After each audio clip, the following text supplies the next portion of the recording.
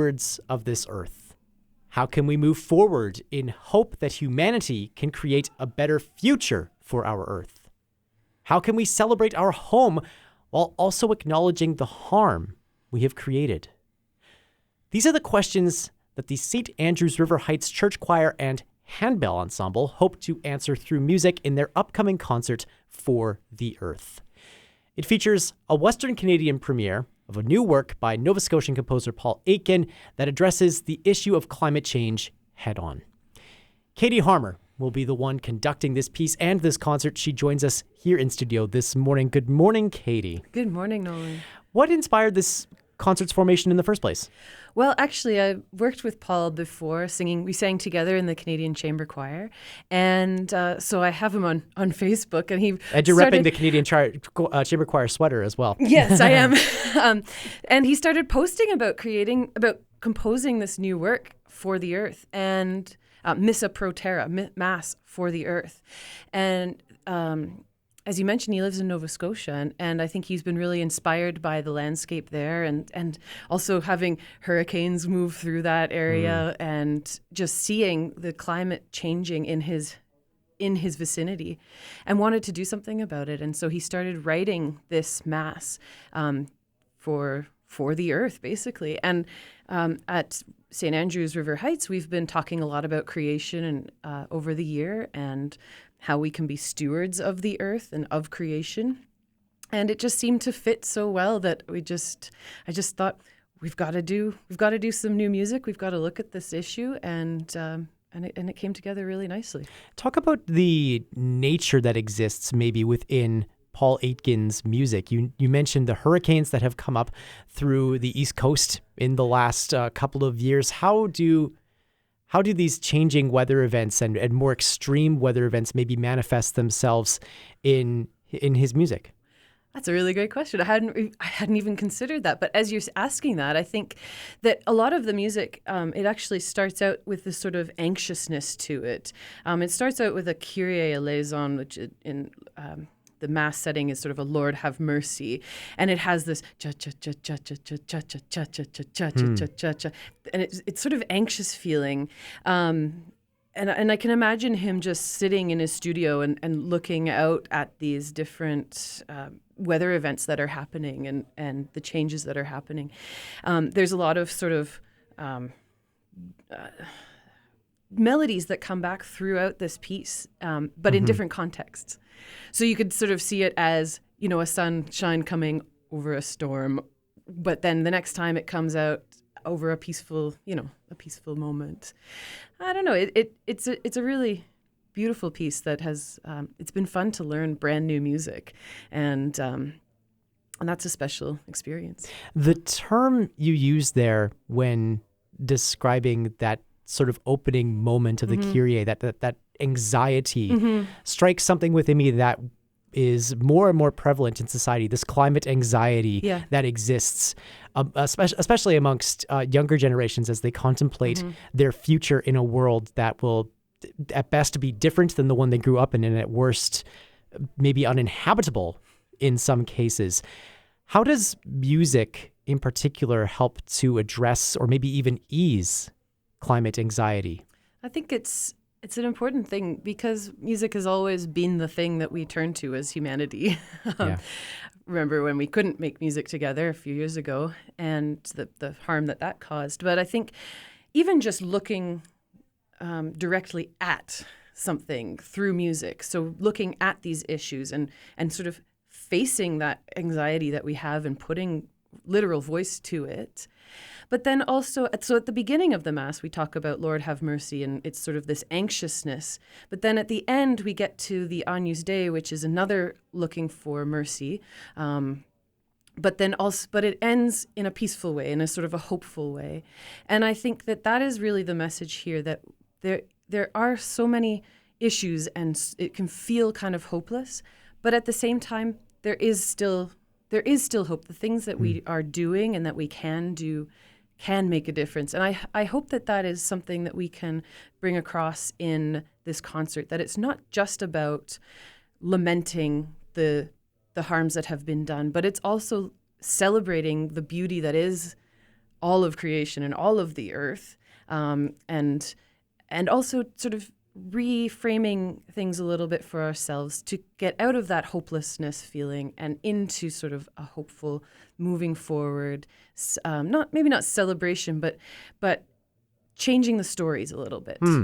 You talked about the ongoing conversation, that changing of stories at St. Andrews River Heights United over the past year or so. How has music advanced maybe the conversations that happen within that church community, that overarching neighborhood in River Heights, and what sort of actions do you think music has helped to advance in that community? Well, I think as a church community, we've been really focusing on the songs that we sing together as a congregation about the earth. We've sort of exhausted all of the creation-based hymns that we use on a Sunday morning, and we've been exploring some new ones because it's the kind of thing that we need to not take for granted. We need to not take the earth for granted, and I think that singing together about these things around us as a church community or as a wider community, and just reminding ourselves that there are beautiful things out there that we need to look after is really important. When you're not working in music, Katy, you spend your time working out in, I guess, creation, for lack of a better term, working out on a farm in the summertime when choir is maybe out of season. The vegetables certainly are. What does a concert like this mean to you and the work that you do outside of music? That's a great question. And I think at the farm where I work, we've been really looking towards sort of regenerative practices and how do we farm in a way that doesn't harm the earth or harms it as little as possible. And so a concert like this where, especially this fall where it's been so strangely warm this whole fall, and we're harvesting vegetables much later than we should be. And it's a very visible, the climate change or something is happening. And we can see that happening at the farm and all over. I mean, everybody can see that there's something strange this year. And so singing about this mass for the earth and really considering how we are stewards of the earth. And I think of that as we're farming as well. You know, how is putting chemicals all over our ground, our soil, how is that helpful in the bigger picture? We don't do that at my farm, luckily, but a lot of farmers do that. And it's the kind of thing where maybe we need to consider that there's a different way of doing things and perhaps a better way to do things. You are pursuing different avenues to speak to this within your concert beyond that Paul Aitken piece that you are debuting in Western Canada. What are some of the other works that audiences can expect to hear at this concert for the earth? Yeah. We're going to open with a piece by Cheryl Siwi-Pagaham, who is a Cree composer from Alberta. Her piece, Okawi-Maueski, which means Mother Earth. And the text is very simple in that one. It's, Mother Earth, we are your children, we love you. And I think that is a really important thing to just remember. And so that's how the concert opens. We've also got the handbell ensemble playing a few pieces, an arrangement of the great hymn, All Things Bright and Beautiful, and a couple of sort of meditative pieces. We've got a piece by Frank DeWald called God's World, where I love the line in it. It's a poem by Edna St. Vincent Millay, and there's a line that, Lord, I do fear, thou'st made the world too beautiful this year. And we've got some Copeland, Nature, the Gentlest Mother as well.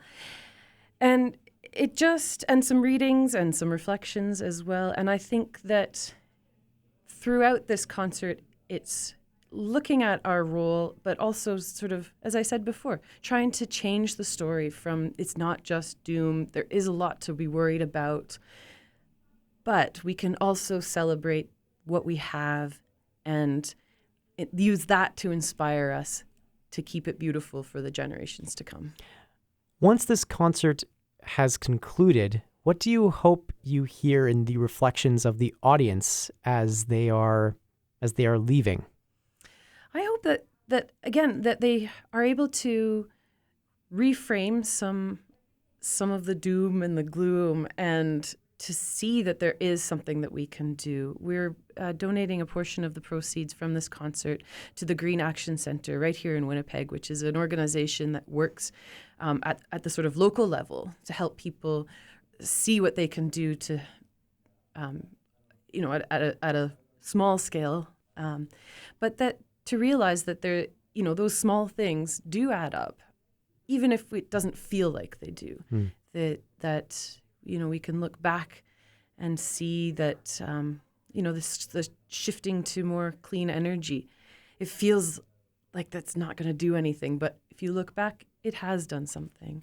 And there's much more we can do, of course. But I hope that people who come hear this music and are inspired by the music and by the readings and everything to go out and see what changes they can make and what different stories we can start to tell. Really looking forward to this concert on Friday evening. Katy, thank you so much for taking the time to come in and tell us more about it. Thanks, Nolan.